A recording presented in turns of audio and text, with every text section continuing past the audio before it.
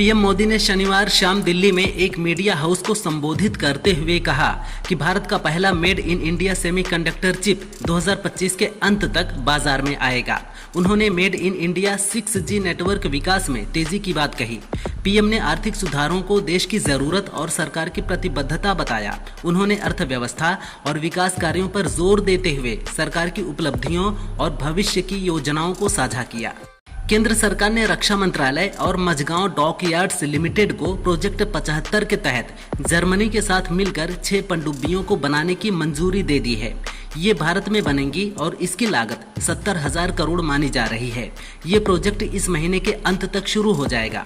सरकार का लक्ष्य है कि इस प्रोजेक्ट में 60% से अधिक सामान और तकनीक स्वदेशी हो। ये निर्माण केवल नौसेना ही नहीं बल्कि स्वदेशी को भी मजबूती देगा।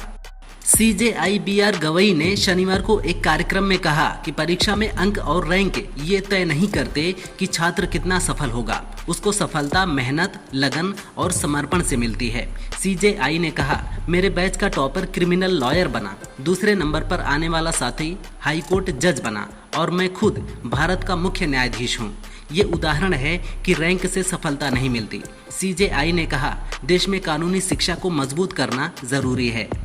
संत प्रेमानंद महाराज को लेकर जगत गुरु रामभद्राचार्य ने बड़ा बयान दिया है। उन्होंने कहा कि पहले विद्वान लोग ही कथावाचन किया करते थे, लेकिन आजकल मूर्ख लोग धर्म का ज्ञान दे रहे हैं। प्रेमानंद उनके लिए बालक के समान हैं।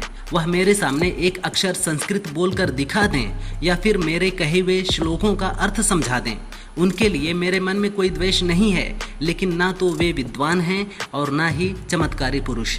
यूक्रेन के राष्ट्रपति जेलेंस्की जल्द भारत दौरे पर आ सकते हैं। यूक्रेन के राजदूत ओलेक्सांद्र पोलिशचुक ने बताया कि दौरे की तारीख पर चर्चा जारी है। पिछले साल पीएम मोदी ने यूक्रेन में जेलेंस्की से मुलाकात कर उन्हें भारत आने का न्योता दिया था। जेलेंस्की के दौरे की खबर ऐसे समय में आ रही है जब पुतिन इसी साल भारत की यात्रा पर आएंगे। माना जा रहा है कि ट्रंप से बात न बनने पर जेलेंस्की भारत का रुख कर रहे हैं। चेतेश्वर पुजारा ने क्रिकेट के सभी प्रारूपों से संन्यास ले लिया है।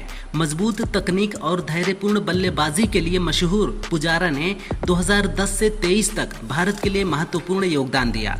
उन्होंने 103 टेस्ट में 43.36 की औसत से 7,195 रन बनाए, जिसमें 19 शतक 35 अर्धशतक शामिल हैं।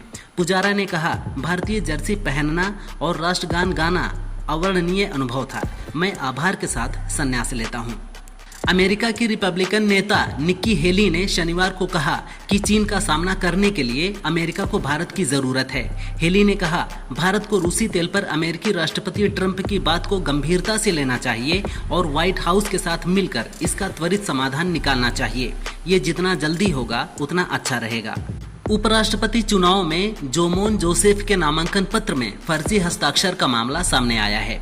46 उम्मीदवारों के 68 नामांकन पत्रों में से केवल 2 ही वैध पाए गए। जोसेफ के नामांकन में कई सांसदों के हस्ताक्षर फर्जी थे, जिनमें कुछ जेल में बंद सांसद भी शामिल हैं।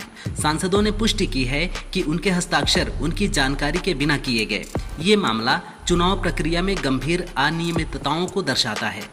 बिहार के अररिया में एक प्रेस कॉन्फ्रेंस में राहुल गांधी ने कहा, मैंने कर्नाटक में इलेक्शन कमीशन के सामने एक डेटा रखा, लेकिन उन सवालों का जवाब नहीं आया। चुनाव आयोग कहता है कि अगर एफिडेविट नहीं दिया तो हम इसे स्वीकार नहीं करेंगे। कुछ दिन बाद अनुराग ठाकुर वैसा ही प्रेस कॉन्फ्रेंस करते हैं, लेकिन चुनाव आयोग उनसे एफिडेविट नहीं मांगते हैं। तो आपको पता है कि चुनाव आयोग किसके साथ खड़ा है। बिहार में वोट चोरी नहीं होने देंगे। सपा प्रमुख अखिलेश यादव ने बीजेपी पर गंभीर आरोप लगाते हुए कहा कि पूजा पाल को बीजेपी वाले मार देंगे, जेल हम जाएंगे, इसलिए जांच होनी चाहिए, उनको किससे खतरा है। मुझे समझ नहीं आता कि कोई सीएम से मिले और उसे जान का खतरा हो। पूजा कितने साल तक सपा के साथ थीं, तब उन्हें कोई खतरा नहीं था। 2 दिन पहले पूजा पाल ने कहा था कि उनकी जान को खतरा है। उन्हें कुछ होता है तो इसका जिम्मेदार अखिलेश यादव को माना जाए। भारत के बाद अब यूरोप ने भी अमेरिकी राष्ट्रपति डोनाल्ड ट्रंप को झटका दिया है। स्पेन ने अचानक अपने F-35 खरीदने की योजना को खत्म कर दिया है। फैसला लिया गया है कि यूरोपीय प्रोग्राम्स में अरबों यूरो निवेश करके स्पेन अपनी सप्लाई चेन, रोजगार और तकनीकी क्षमता को मजबूत करेगा और ये सब यूरोपीय स्वामित्व में रहेगा। भारत पहले ही स्वदेशी लड़ाकू विमानों के लिए इंजन निर्माण में आत्मनिर्भर बनने की दिशा में है। 130वें संविधान संशोधन विधेयक पर सपा के प्रमुख नेता अखिलेश यादव ने बड़ा बयान दिया है। उन्होंने कहा, हमारे सीएम को पता था कि एक दिन ऐसा विधेयक आएगा ही, इसलिए कुर्सी पर बैठते ही उन्होंने अपने सभी मुकदमे वापस लिए। साथ ही उप मुख्यमंत्री के भी मुकदमे वापस लिए जो इस विधेयक को ला रहे हैं। उन्होंने कई जगह ये स्वीकार किया है कि उन पर झूठे मुकदमे लगे थे तो किसी और को भी फंसाया जा सकता है।